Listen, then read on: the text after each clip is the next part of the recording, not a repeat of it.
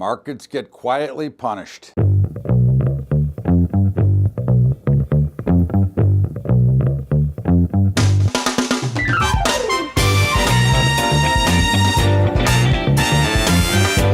What's up, everybody? Welcome aboard to Bubba's Daily Update. And another quiet day, but today instead of a rally, we had a little bit of a beatdown. But again, with the volume currently the way it's trading and the true lack of volatility, there's no reason to get excited on either side of this market.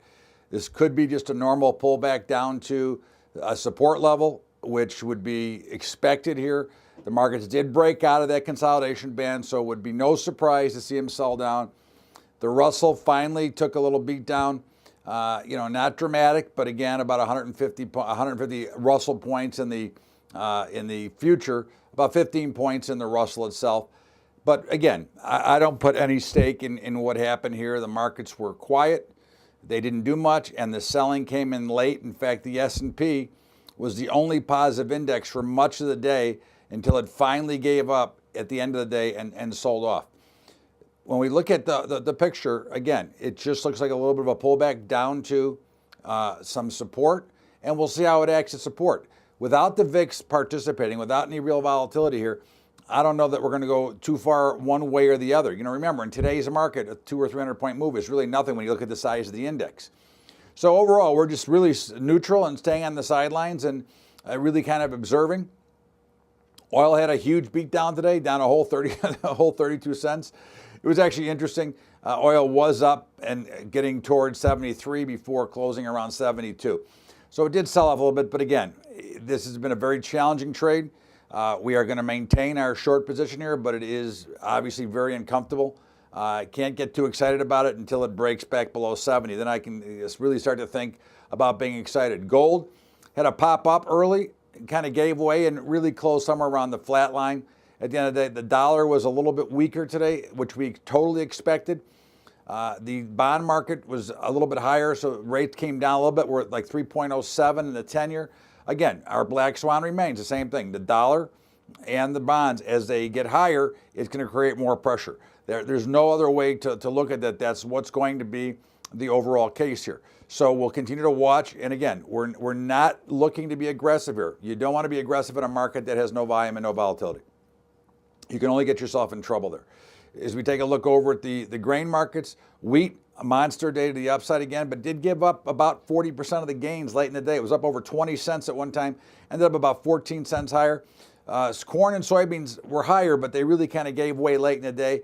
Not real exciting, but of course, they're entitled to have a little bit of selling pressure. I'm still very positive on the grains, and I now think $10 in soybeans is a level to step in. I think they're all going to go higher, and I think there's an outside chance for a big market here. The meats, to me, it looks like, and again, I don't know, I have no factual evidence here, but what it looks like to me is somebody is stuck big short, and they continue to try to spread information to kind of keep ahead on the meats. They're continuing to try to press it down on this light volume, but it looks to me like one day they're just going to pop and they're going to wipe out this big short. Again, I have only trading experience to indicate to me that there's somebody stuck short here, because they're trying to get it down and it just won't break. So, we're holding higher lows. So to me, it all looks like a chance for the markets to rally here. We are still very friendly to all the meats, and we expect them to have pretty big rallies here. So we'll continue to watch and stay involved there. Bitcoin was down a little bit, but again, we like the cryptocurrencies. I think you saw Jamie Dimon is now putting together a crypto department. So I don't know, I guess it's not a fraud anymore, now that they're getting involved, but I would assume they were probably involved all along anyways. In the meantime, we've got the Fed minutes tomorrow. They don't mean anything, but they could mean something, right? They should have no meaning. The news is already old, but we'll see how the markets react to that. But remember, it's only going to get slower every single day as we get towards the holiday weekend. So we're going to basically look for spots, look for certain stocks to trade and certain indices to trade and certain commodities to trade. But as a general market conditions, we're going to remain neutral and observing. That's the way I see it. This is Bubba's Daily Update. Todd Bubba Horwitz. And of course, don't forget about our high school investing program, highschoolinvesting.com.